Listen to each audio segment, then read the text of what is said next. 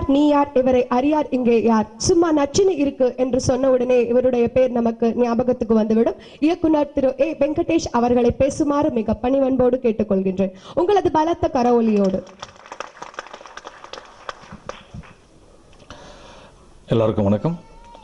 இந்த படத்தோட தயாரிப்பாளர் திரு விஜயசுமார் அவர்களுக்கும் படத்தின் கதாநாயகன் ஹரிக்குமார் அவர்களுக்கும் மற்றும் விழா நாயகர்கள் சபேஷ் முரளி அவர்களுக்கும் மேடையில் அமர்ந்திருக்கும் அனைவருக்கும் என்னுடைய பணிவான வணக்கம். இந்த சங்கராபுரம் படத்தை பற்றி என்கிட்ட ஹரிக்குமார் ரொம்ப நாளாக சொல்லிகிட்டே இருப்பார்.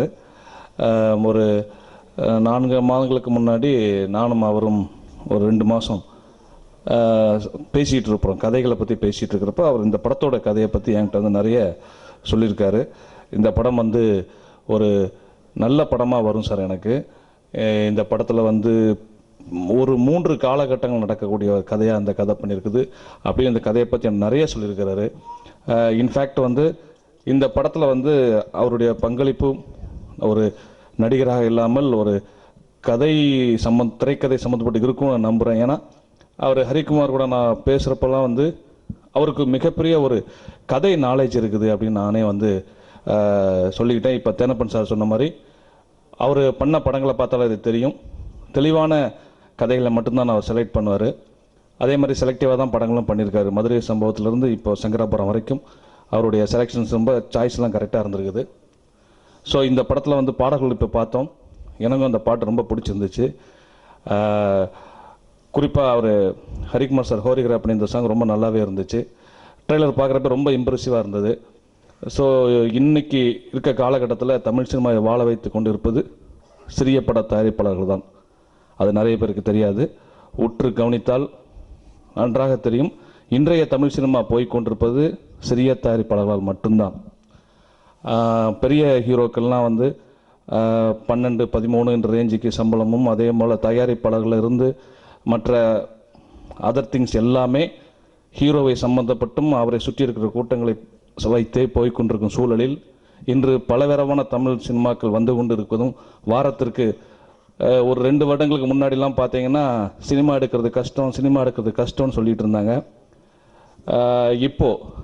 இப்போ சமீபத்தில் பார்த்தோம்னா ரிலீஸ் பண்ணுறது கஷ்டம், எடுக்கிறது ஈஸி, ரிலீஸ் பண்ணுறது கஷ்டம், மக்கள்கிட்ட கொண்டு சேர்க்கறது கஷ்டம், பப்ளிசிட்டி பண்ணுறது கஷ்டம்னு எல்லாருமே எல்லா மேடைகளையும் பேசுகிறத கேட்டுக்கிட்டு இருக்கிறோம். உண்மையும் அதுதான்.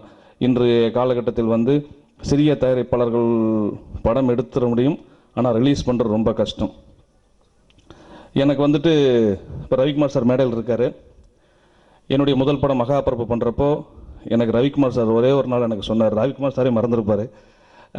மனோரமா அவருடைய கால்ஷீட், ஆட்சியோடைய கால்ஷீட் கேட்டு போயிருக்கும்போது என்னை கூப்பிட்டு ரவிக்குமார் சார் சொன்னார், நாளைக்கு எனக்கு எத்தனை ஆர்டிஸ்ட் தெரியுமா? 12 பேர் காம்பினேஷனு. நீங்கள் முதல் பட டைரக்டரு, ஆஃப் டே ஆட்சிக்கு டேட்டு கேட்குறீங்க, நான் அனுப்பி வைக்கிறேன், ஆனால் கரெக்டாக நீங்கள் 12 மணிக்கு திருப்பி அனுப்பிடுவீங்களான்னு என்கிட்ட கேட்டார். சார் கண்டிப்பாக அனுப்பிடுவேன் சார். இல்லை நீங்களாம் புதுசாக வர டைரக்டர் ரொம்ப ஃபீல் பண்ணுவீங்க,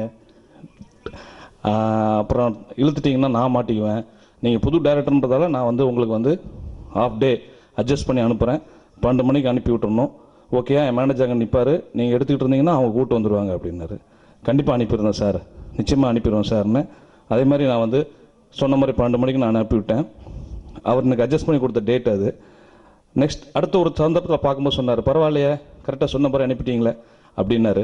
இன்னொரு விஷயம் நீங்கள் கூர்ந்து பார்த்தீங்கன்னா ரவிக்குமார் சார் வந்து இன்றைக்கி பெரிய பெரிய படங்கள்லாம் பண்ணிட்டாரு, பெரிய பெரிய ஹீரோக்களை வச்சுலாம் பண்ணிட்டாரு. ஆனால் சிறிய பட தயாரிப்பாளர்களுக்கும் சின்ன பட்ஜெட்டில் சொன்ன மாதிரி படம் எடுக்கிறதுக்கும் தமிழ் சினிமாவுக்கு கற்றுக் கொடுத்த முதல் பிதாமகன் கே.எஸ். ரவிக்குமார் சார் தான். அவருடைய வழித்தோன்றல் தான் இன்றைக்கி சின்ன படங்கள்லாம் வந்துட்டு இருக்கு. நான் கூட பெரிய பட்ஜெட் படம் பண்ணியிருக்கேன், சின்ன பட்ஜெட் படம் பண்ணியிருக்கிறேன், மீடியம் பட்ஜெட்லையும் படம் பண்ணியிருக்கிறேன். ஸோ படங்கள் எந்த பட்ஜெட்டில் படம்ன்றோன்ற முக்கியம் இல்லை, எப்படி பண்ணுறோன்ற முக்கியம். நிச்சயமாக அப்படி இந்த படத்தை பண்ணியிருப்பாங்க. இந்த சங்கராபுரம் மிகப்பெரிய வெற்றி பெறும் என்று கூறி நான் வாழ்த்துக்கு நன்றிகள்.